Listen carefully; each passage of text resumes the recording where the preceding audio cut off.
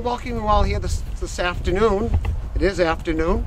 I want to welcome you here as we celebrate and commemorate the life of Captain Timothy Deasy and the Manchester Martyrs.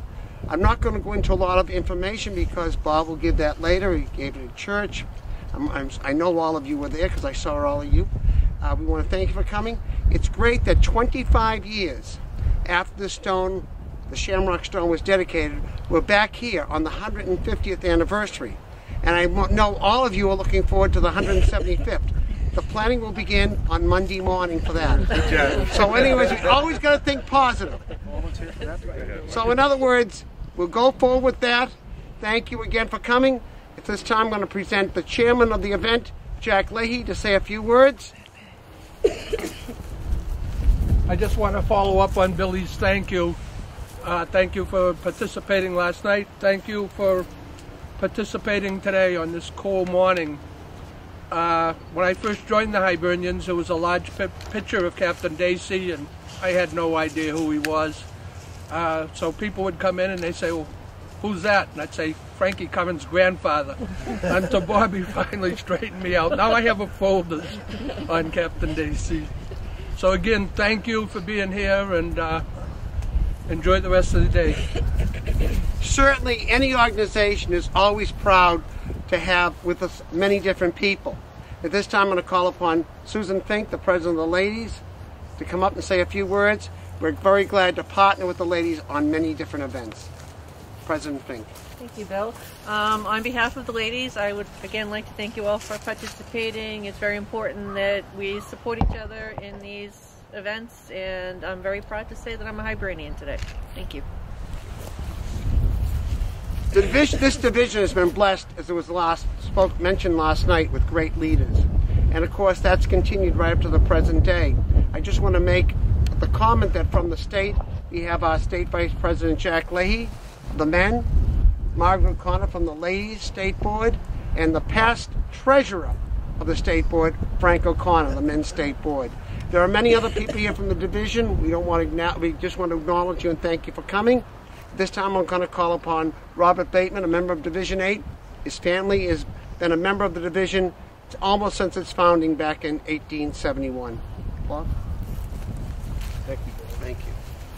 And I'd like to offer my thanks as well for you coming out here on this cold, cold morning. But I would be neglectful if I didn't at least say hello to my cousin. I do this all the time. So, Frank, thank you for being here as well. Margaret, thank you. This is for me, and Camille, my wife Camille, has been with me through the last few years of putting together commemorations for Captain Timothy Deasy, and of course with what's being done today with the Manchester Martyrs. And it's difficult not to get emotionally involved with what took place 150 years ago. And during the Father's homily, that was something that really touched me, because if you look at the immigrant situation, the status here in Lawrence today, it's not that different than what our grandparents and great-grandparents faced in Lawrence in the 1840s through really the 1950s, in terms of how they were not welcomed.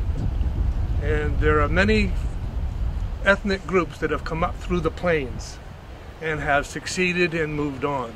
And thankfully, our ancestors were those that built the city, were really ridiculed in many ways for their religion, for their faith, but they succeeded.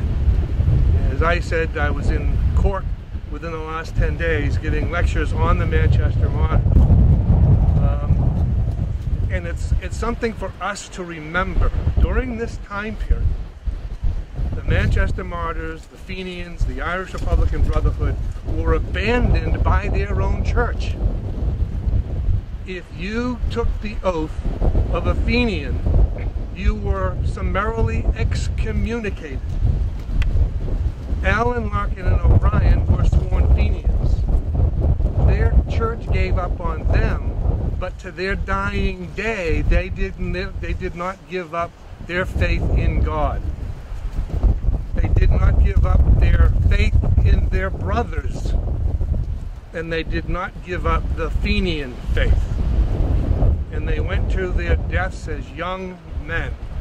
I said Alan, 19, Larkin in his early 30s, with a wife, a mother, and 4 children.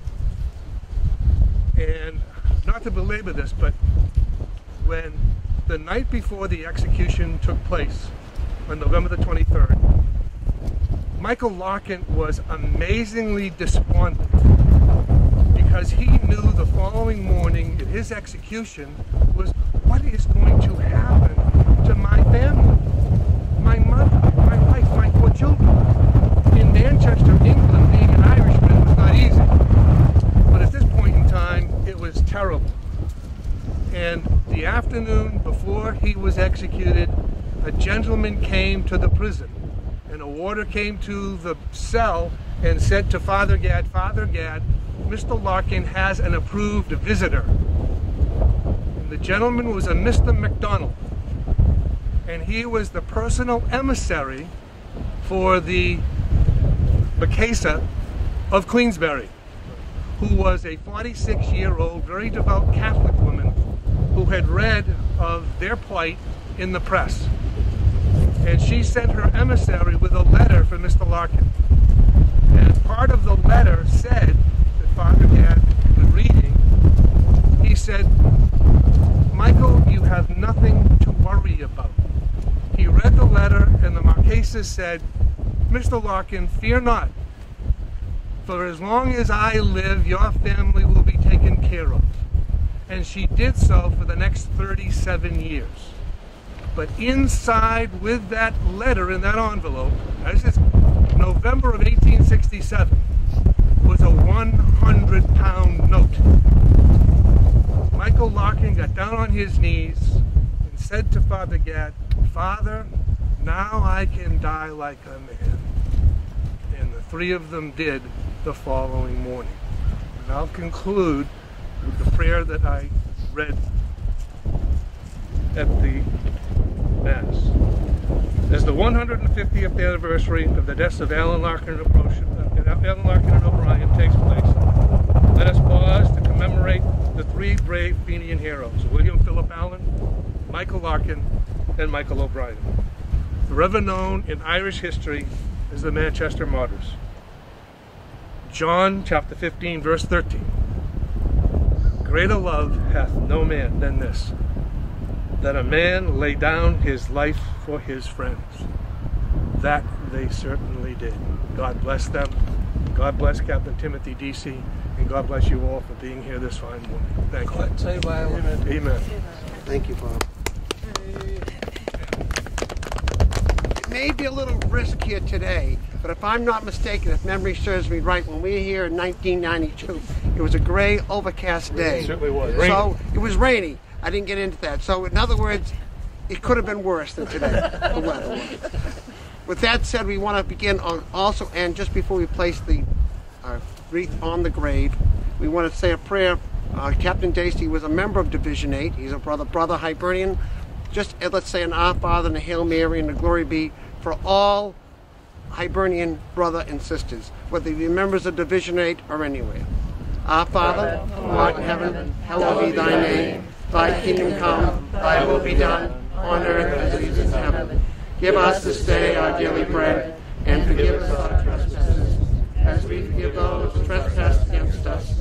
And lead us not into temptation, and deliver us from evil. Amen. Hail Mary, full of grace, the Lord is with thee.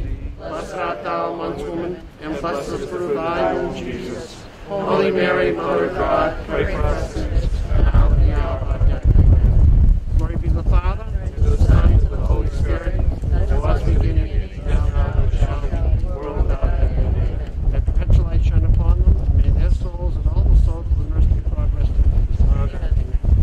At this time, Baton boys, brothers will put the wreath on the grave. Thank you, family.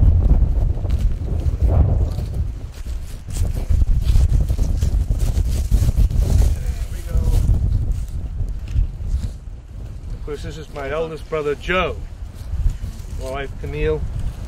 But again, we want to thank you all for being here on this very special day.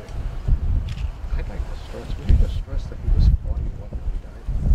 My brother Joe was just saying, everything that he did in his life, and he was dead by the age of 41, which is an amazing, amazing tribute to what he accomplished.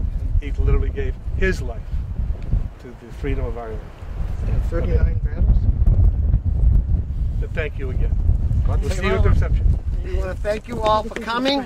We invite you all to the Clatter for a reception which follows this service. We hope you all can join us, and and we'll see you there. If not, have a wonderful day. Thank you again. Right. Jackie, which hand? He wants us to be a relative thing.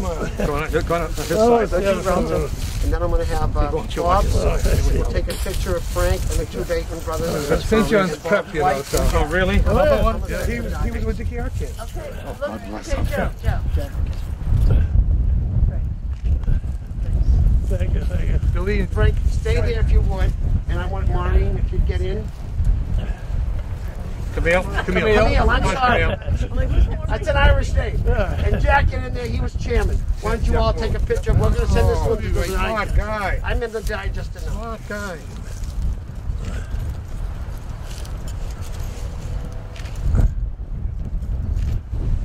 All right. Very good. Autograph session at the Clatter. 5 minutes, 12:30. I apologize, Camille. I don't know what I was thinking of.